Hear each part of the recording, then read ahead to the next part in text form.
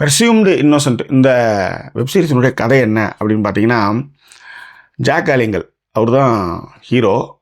மிகப்பெரிய லாயர். 15 வருஷமாக சிக்காகோ நகரத்தில் வந்து அவர் தொடாத வழக்குகளே கிடையாது. ஆனால் என்னென்னா, ஒரு கொலை குற்றத்தில் அவர் வந்து குற்றச்சாட்டப்படுறாரு.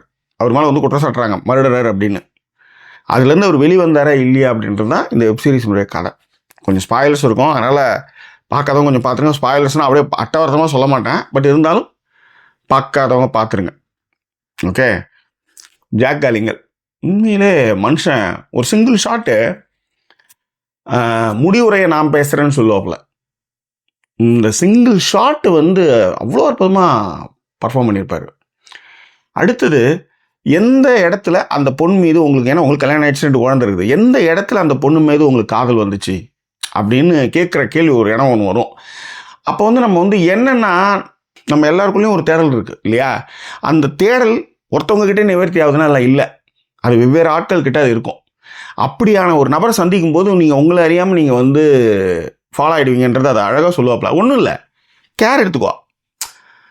அந்த கேரை வந்து பார்க்கும்போது பிடிக்கும். அந்த புள்ளியில் அதில் கூட அந்த சைடில் ஒரு வக்கீல் ஒன்று இருக்கும், அந்த பொண்ணு அது வந்து நக்கல் விடும். நீ சொல்கிறதுக்கு ஒன்றா சொல்லலாம் இது மாதிரி நக்கல் விடுறதுக்கு, ஆனால் இதில் இருக்கிற உண்மை என் எக்ஸ்பீரியன்ஸில் இதுதான் உண்மை அப்படின்ற மாதிரி சொல்கிறது வந்து ரொம்ப நல்லாயிருக்கும்.